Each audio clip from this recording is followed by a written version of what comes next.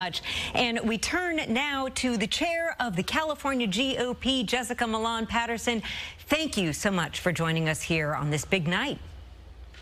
Well, thanks for having me, Alex. My dad's been wanting me to do your show for a while, so I'm happy to be here. Excellent. Well, then let me take the opportunity, if Dad's watching, to say happy belated birthday to you, Jessica. It was your birthday just a couple days ago. I know you were tweeting and saying all you want for your birthday is for Governor Gavin Newsom to be gone.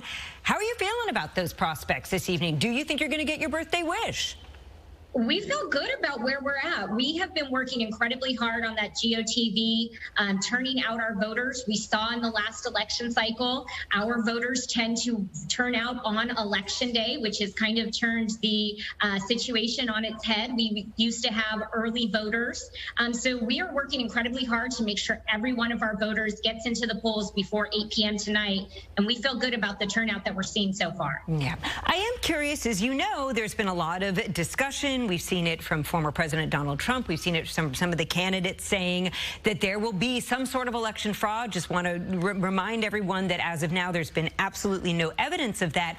Are you worried that all that buzz about the possible problems that happen with voting, that the GOP might be kind of cutting off its nose to spite its face and dampen turnout? Well, California Republican Party has been working on election integrity since before the 2020 election. As you know, we had 4 targeted congressional seats here. We made sure that we were engaged in election integrity efforts with staff, volunteers, and lawyers on the ground with all of our county registrars where we were playing in those targeted races. We won in every single one of those races, and we've built upon that organization from 2020. Not only do we have our website where you can report anything that looks suspicious to you at caelectionintegrity.com, but we've recruited over 2,100 poll observers. We have 115 volunteer attorneys, and any type of information that gets sent to us, we investigate on our own to make sure that people have faith in casting those ballots. We cannot win if we don't show up to vote, and we want to make sure that every single Californian has faith in their election system. As you know, Jessica, last night, President Biden was here in Southern California. He appeared in Long Beach to talk about what is happening, what is at stake. Let's take a quick listen to that. We may have defeated Donald Trump, but we have not defeated Trumpism. Trumpism is still on the ballot in California, and that's why it's so important, not just for all of us here, 40 million Americans strong in the nation's largest and most populous state, but also to send a statement all across the United States of America that Trumpism has no place here.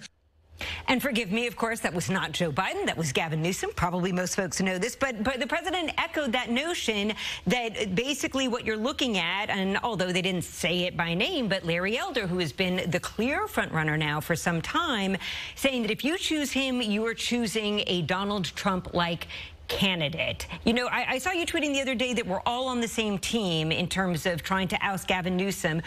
But there's a big difference between a Kevin Faulconer and a Larry Elder. What does that say to you about the future of the GOP? Well, first of all, I'm offended that President Biden was here campaigning for Gavin Newsom. I'm offended that Gavin Newsom asked him to come and campaign for him. We have Californians and Americans that have been abandoned in Afghanistan by this president and this administration. And instead of saving those Californians and those Americans, he's trying to save Gavin Newsom's job.